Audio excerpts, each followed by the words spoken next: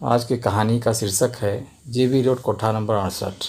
Multinational company में नौकरी करने वाली एक लड़की को एक अच्छा ऑफ़र मिलता है और वह उस ऑफ़र को प्राप्त करने के लिए सीधा दिल्ली पहुंच जाती है। दिल्ली में अपना इंटरव्यू देने के लिए लाइन में लगी हुई थी। तभी उसके पास एक चपरासी आता है और आकर कहता है कि मैडम, आप चाय लेंगी या कॉफ़ी लेंगी? और लड़की कहती है, जो चीज़ अच्छी बनाते हो वह लेकर आओ। तब वह कहता है कि मैडम, आपको जो पसंद है आप मुझे बताओ, वही मैं कोशिश करूँगा कि उसे अच्छे से बना कर लेकर आऊँ। वो कहती है कि चाय लेकर आना, थोड़ी कड़क लेकर आना, क्योंकि पता नहीं क्या क्या सवाल पूछे जाएंगे। वो जाता है। कुछ देर के बाद चाय लेकर आता है। मैडम को कह देता है। मैडम चाय पी रही थी और अपनी बारी का इंतज़ार कर रही थी। जैसे ही उसकी बारी का नंबर आने वाला था, चाय ख़त्म होती है और वो वहीं बैठी बैठी सो जाती हैं। उसे पता ही नहीं चलता। कई घंटे बीत जाते हैं और जब उसको होश आता है तो वह एक बिस्तर पर पड़ी हुई थी। उसके तन पर एक भी कपड़ा नहीं था। उसकी आंखें जो थोड़ी थोड़ी खुल रही थीं तो देख रही थी कि सामने एक बुजुर्ग सा व्यक्ति है। उसके शरीर पर एक भी कपड़ा नहीं है और वह बुजुर्ग व्यक्ति उसके शरीर के साथ खेलने की कोशिश कर रहा है। लेकिन उसके शरीर में इतनी ताकत नहीं थी कि वह विरोध कर सके। उसकी ज़ुबान में इतनी जान नहीं बची थी कि वो कुछ बोल सके, क्योंकि उसको चाय के अंदर कुछ ऐसी चीज़ मिला कर दी गई थी जिससे उसके शरीर की ताकत ही कहीं न कहीं कमज़ोर हो चुकी थी। वो समझ नहीं पा रही थी। वो बुज़ुर्ग आदमी बाहर जाता है। कुछ देर के बाद और व्यक्ति आता है, उसके बाद फिर दूसरा। तो इस तरह से लगातार लोगों के आने जाने का सिलसिला चल रहा होता है। 15 लोगों तक तो उसने गिनती की। उसके बाद उसने गिनती करना भी भूल जाती है। जब उसे पूरी तरह से होश आता है तो वह पानी मांगती है तो उसे पानी नहीं मिलता।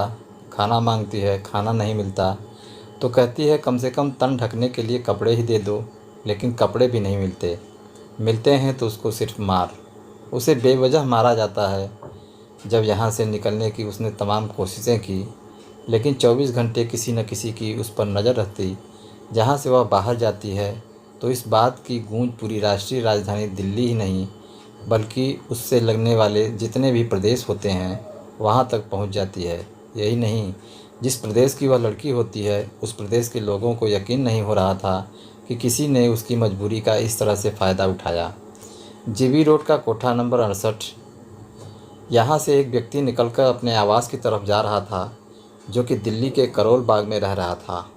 वहाँ से एक फ़ोन मिलाता है और फ़ोन मिलते ही, हेलो, क्या तुम रानी के भाई बात कर रहे हो? तो वो कहता है कि हाँ, मैं रानी का भाई ही बात कर रहा हूँ। आप कौन बोल रहे हो?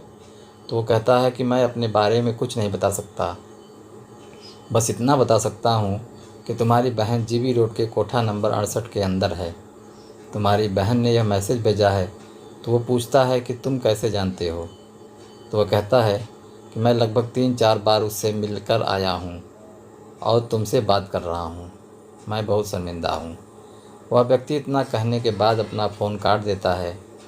उसने फ़ोन किया था अगस्त 2019 के प्रथम सप्ताह में, और जैसे ही वो लड़का अपने बहन के बारे में बातें सुन रहा था, वो रोते हुए अपने माँ बाप के पास पहुँचता है और वह कहता है कि बहन की खबर मिली है, मुझे दिल्ली जाना है, मुझे दिल्ली जाने की अनुमति दे दो। फिर वह दिल्ली जाता है। करोल बाग में रहने वाला व्यक्ति उसे अपने पास बुलाता है। जाने के बाद उससे बातचीत करता है तो पता चलता है कि वह व्यक्ति भी कोलकाता का ही रहने वाला है। बातचीत करने के बाद वह कहता है कि जो भी कदम उठाओ सोच समझ कर उठाना। ऐसा ना हो कि तुम्हारी बहन की ज़िंदगी खतरे में पड़ जाए। ऐसा ना हो कि तुम्हारी भी ज़िंदगी खतरे में पड़ जाए।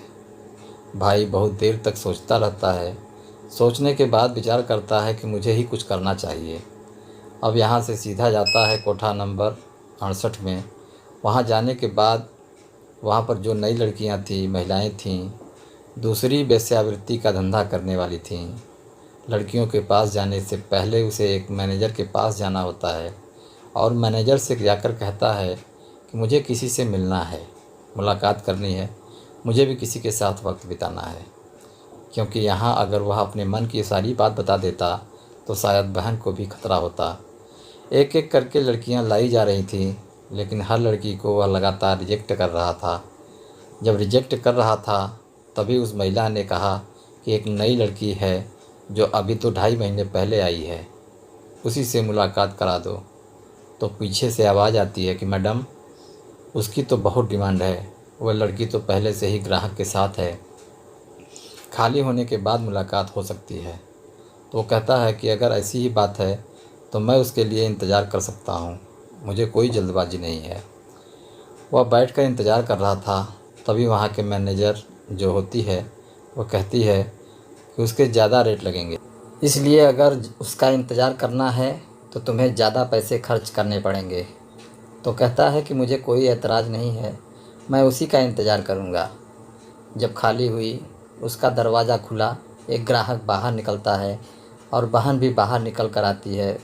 तो बहन भाई की जब आपस में आमना सामना होता है तो बहन उसे देखकर कुछ समझ नहीं पाती कि बहन करे तो क्या करे, भाई करे तो क्या करे। भाई तुरंत कमरे में बहन के साथ ही चला जाता है।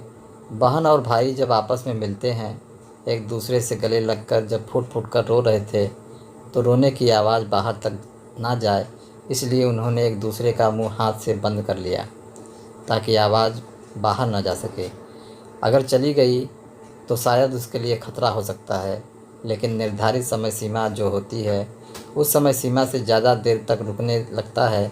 तभी दरवाज़ा बार बार खटखटाया जा रहा था कि तुम यदि बाहर नहीं निकले तो सही नहीं होगा।